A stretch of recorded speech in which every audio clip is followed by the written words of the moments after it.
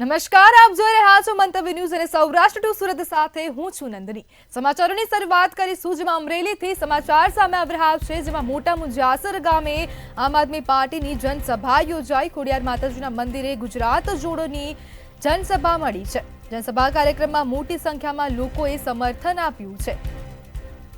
અમરેલીથી આ સમાચાર સામે આવ્યા છે। ભાજપના તાલુકા ભાજપ પ્રમુખ પર શાબ્દિક આક્ષેપો કરવામાં આવ્યા છે અને રમેશ સતાસિયા તેમના કાર્યકર્તાઓ સાથે આપમાં જોડાયા છે। આમ આદમી પાર્ટી દ્વારા જનસભાનું આયોજન કરવામાં આવ્યું છે અને કાર્યકરોએ આમ આદમી પાર્ટીનો ખેસ ધારણ કર્યો છે। શ્રી ખોડિયાર માતાજીના મંદિરે ગુજરાત જોડોની જનસભા મળી છે। જનસભા કાર્યક્રમમાં મોટી સંખ્યામાં લોકોએ સમર્થન આપ્યું છે।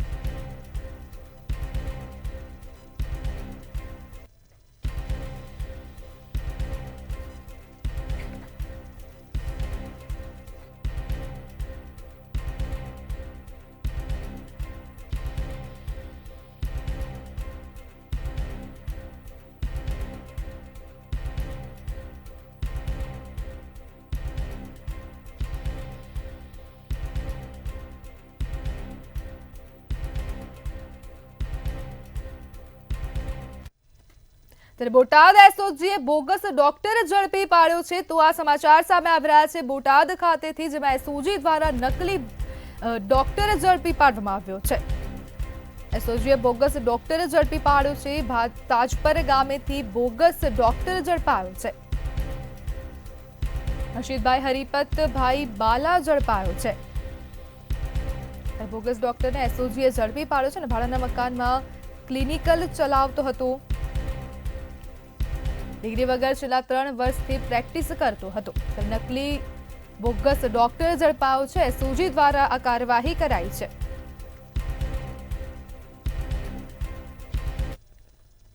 પૂર્વ સીએમ સ્વર્ગસ્થ વિજય રૂપાણીનો આજે જન્મદિવસ છે, ત્યારે પરિવારજનો દ્વારા વિજય બહાલ સંગમ કાર્યક્રમનું આયોજન કરવામાં આવ્યું છે। મનોદિવ્યાંગ બાળકો માટે મેડિકલ ચેકઅપનું પણ આયોજન કરવામાં આવ્યું છે। ત્યારે રાજકીય અને અલગ અલગ સામાજિક આગેવાનો ઉપસ્થિત રહ્યા હતા।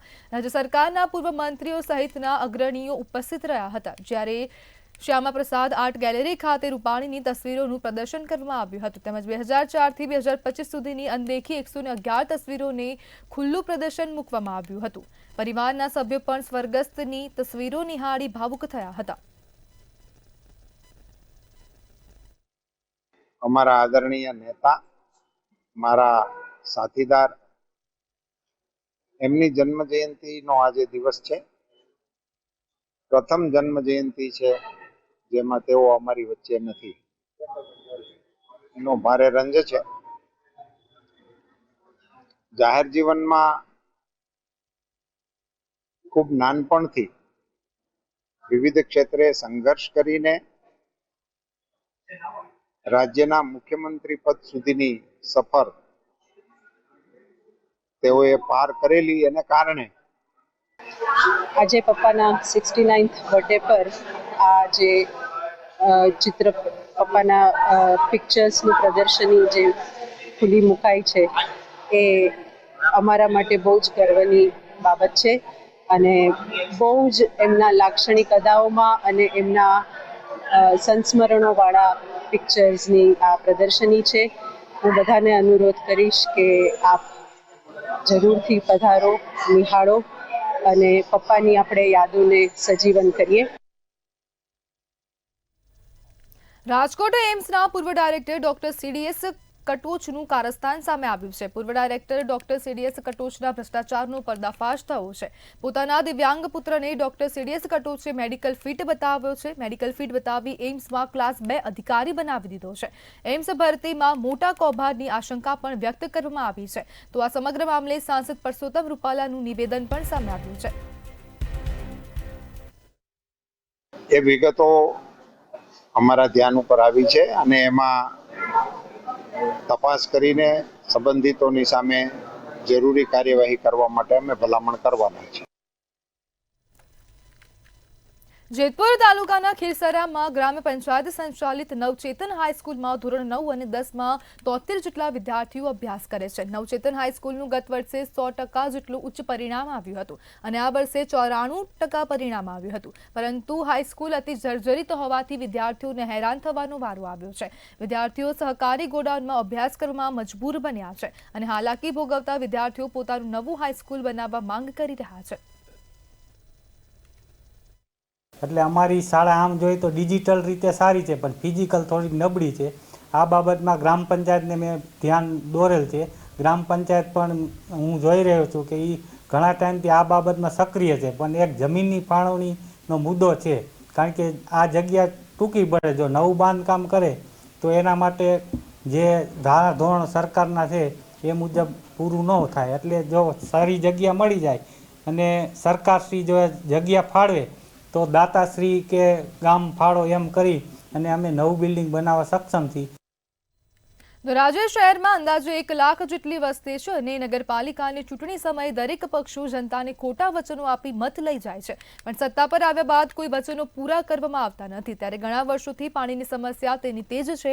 8 દિવસે પાણી વિતરણ કરવામાં આવે છે, ત્યારે ધોરાજીની આમ જનતા પાણીની સમસ્યાથી પીડાઈ રહી છે. અનિયમિત પાણી અને દૂષિત પાણી નગરપાલિકા દ્વારા વિતરણ કરવામાં આવતા લોકોની ભારે હાલાકી ભોગવવી પડી રહી છે.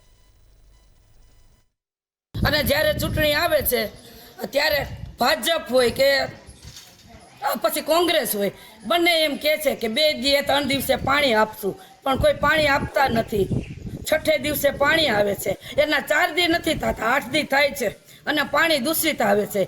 તો બૈરાઓને તકલીફ પડે છે. બધાને તો સગવડ ન હોય, બધાને મોટા ટાંકા ન હોય, તો કોઈએ બેરલ ભર્યા હોય, ડોલું ભરી હોય, જે ઘરમાં વસ્તુ હોય બધું ભરી લે છે. પાણી આમાં રાષ્ટ્રીય વચ્ચે આવે છે અને એમ ચૂંટણી હોય તેમ કે અમે તમને એકાત્રા પાણી દેવું, ઉપર ચડી જાય, પછી કાંઈ આવતું નથી. અને પાણી અમારે કેટલા દિવસે આવે એ દોરું અને કોઈ ટાઈમ જ નથી આવવાનો. પાણી આવવાનો ટાઈમ જ નથી. પાણી કેટલા દિવસે આવવું જોઈએ અને કેવું આવવું જોઈએ? માસી, પાણી તાજું આવવું જોઈએ, એકાત્રા 2 દી આવવું જોઈએ અને બદલે અઠવાડિયે આવે. દરેક વખતે દરેક પક્ષના લોકો ચૂંટણી સમયે એવા વાયદા આપે છે કે ધોરાજીની પ્રજાને શુદ્ધ પીવાનું નિયમિત પાણી દર 2 દિવસે મળશે.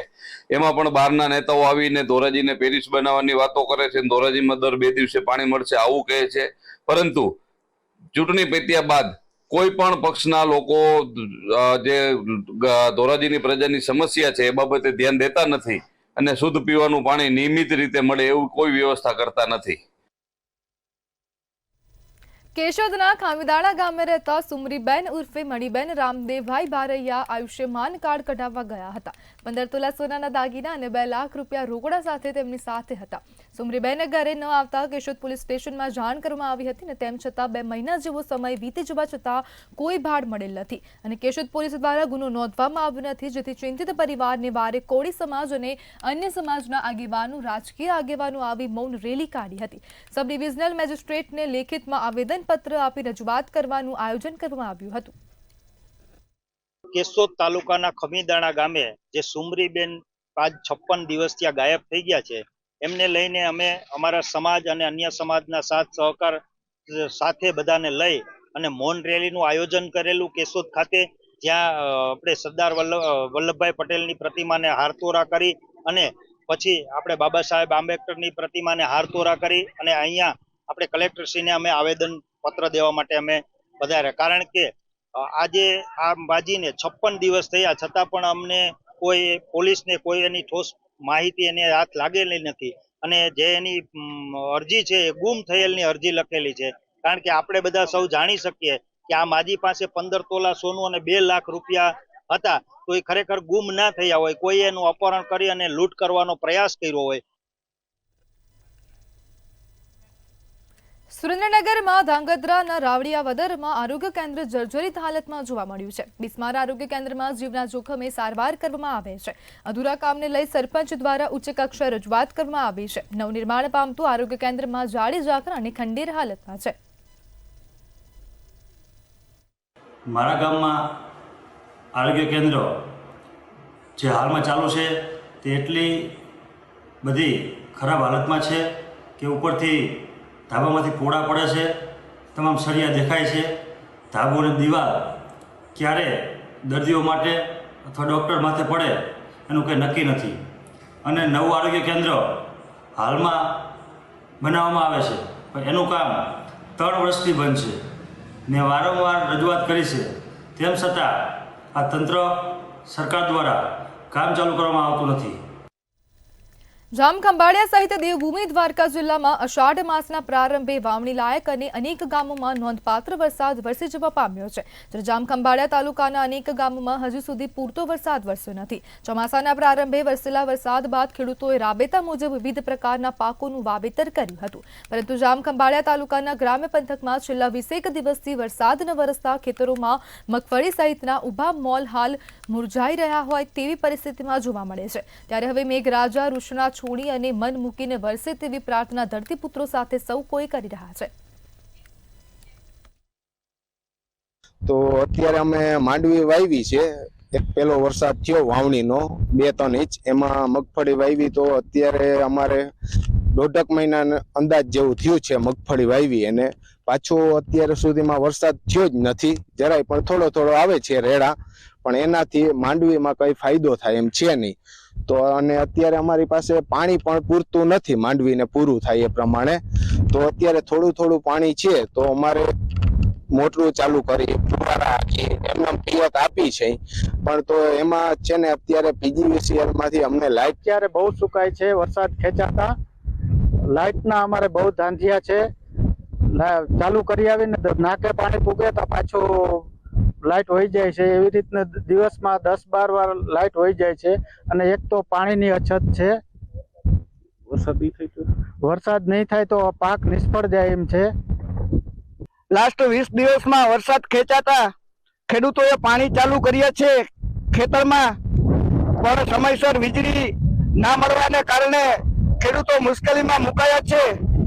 આવનારા સમયમાં હજુ જો વરસાદ ખેંચાશે મહિનો કે 20 કે 25 દિવસ, તો ખેડૂતોનો પાક પણ નિષ્ફળ જાય એવી પૂરેપૂરી સંભાવના છે, એવી માંગણી કરી રહ્યા છે સમગ્ર પંથકના લોકો. સામોર, કોટા, વિસોત્રી, ગોંજ, સીમાની કાલાવડ, બારા, તો પાણી પર એટલું છે નહીં આ ગામડાઓમાં, અને પાક નિષ્ફળ જાય તેવી પૂરેપૂરી સંભાવના છે. દેવભૂમિ દ્વારકા જિલ્લા LCBમાં ફરજ બજાવતા PSI ભાર્ગવદેવ મુરારીનું મુખ્યમંત્રીના હસ્તે સન્માન કરવામાં આવ્યું હતું. 2023ની સાલમાં રાષ્ટ્રપતિ પોલીસ એવોર્ડ મેળવનારા અધિકારીએ દ્વારકા જિલ્લા પોલીસનું ગૌરવ વધાર્યું છે. ત્યારે આજરોજ ગાંધીનગર ખાતે પોલીસ મેડલ અલંકર સમારોહમાં PSI ભાર્ગવદેવ મુરારીની ગુજરાત પોલીસ અકાદમી કરાઈ હતી.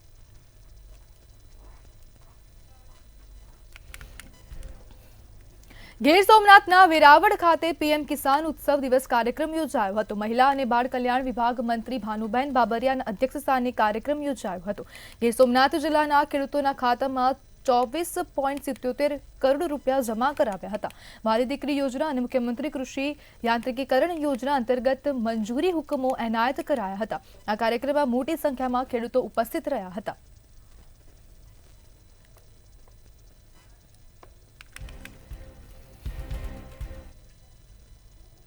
અમરેલીમાં વધુ એકવાર જાહેરમાં બાયોમેડિકલ વેસ્ટ ફેંકાયા હોવાનું સામે આવ્યું છે. કચરાની સાથે બાયોમેડિકલ વેસ્ટનો જથ્થો મળી આવ્યો છે. ડાયાલિસિસ માટે વપરાતી હેમોડાયલાઇઝર જાહેરમાં ફેંકાઈ હોવાનું સામે આવ્યું છે. તેમજ અન્ય બાયોમેડિકલ વેસ્ટનો મોટા પ્રમાણમાં જથ્થો મળી આવ્યો હતો. જાહેરમાં બાયોમેડિકલ વેસ્ટ નાખતા આરોગ્ય વિભાગ પર અનેક સવાલો ઊભા થઈ રહ્યા છે. ત્યારે બાયોમેડિકલ વેસ્ટનો યોગ્ય નિકાલ કરવા સ્થાનિકોએ માંગ કરી છે.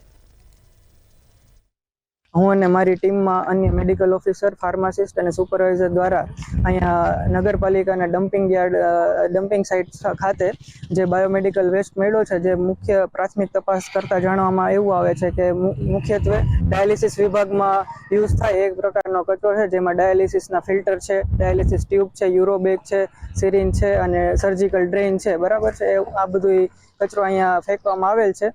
જે અંદાજિત જે એની સંખ્યા છે તે મોટા પ્રમાણમાં છે, અને તેનો રિપોર્ટ બનાવીને અમે જિલ્લા કક્ષાએ જાણ કરવામાં આવેલ છે. અમરેલીના બગસરામાં શાકભાજીના પૂરતા ભાવ ન મળતા ખેડૂતોમાં રોષ જોવા મળ્યો હતો. શાકભાજીના પૂરતા ભાવ ન મળતા હોવાથી બગસરામાં રોષે ભરાયેલા ખેડૂતે શાકભાજી રસ્તા પર ફેંકી દીધા હતા. મોંઘા ભાવના શાકભાજી પશુઓના ચારા માટે રસ્તા પર ફેંકી દીધા હતા. સાતલડી નદીના રસ્તા પર શાકભાજી ભરેલ ટ્રેક્ટરની લોરી ઠાલવી હતી. ખેડૂતે રસ્તા પર ઢગલા કરેલ શાકભાજીનો વિડીયો પણ સામે આવ્યો છે.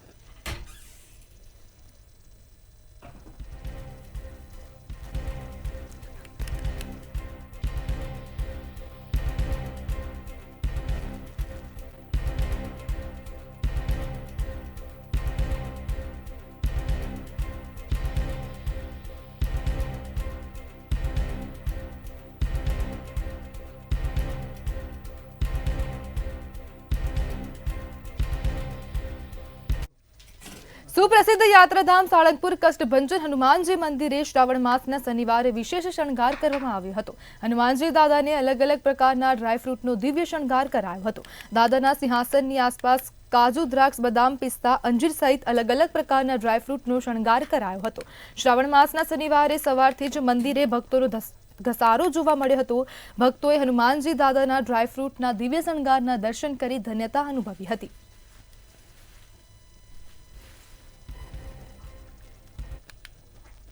ભાવનગર ખાતે SMS સ્ટોક ટીપ કૌભાંડ મામલે ઈડીના દરોડા સામે આવ્યા છે. ₹1500 કરોડના કૌભાંડે મુદ્દે ઈડીએ ભાવનગરમાં ધામા નાખ્યા હતા. પોલીસ પ્રોટેક્શન સાથે ઈડી હનીફ શેખના ઘેર પહોંચ્યું હતું. હનીફ શેખ ઉર્ફે ખાટકીના ઘેર સતત 2 દિવસથી તપાસ ચાલુ છે. હનીફ શેખ દ્વારા નાણાં વિદેશ ટ્રાન્સફર કર્યાની શંકા પણ સેવાઈ રહી છે. ત્યારે સેબી દ્વારા પંપ એન્ડ ડમ્પ કૌભાંડ શોધી કાઢવામાં આવ્યું હતું. તેમજ અજય ટોકીઝ વિસ્તારમાં તપાસ પૂર્ણ કરી ઈડી રવાના થઈ હતી.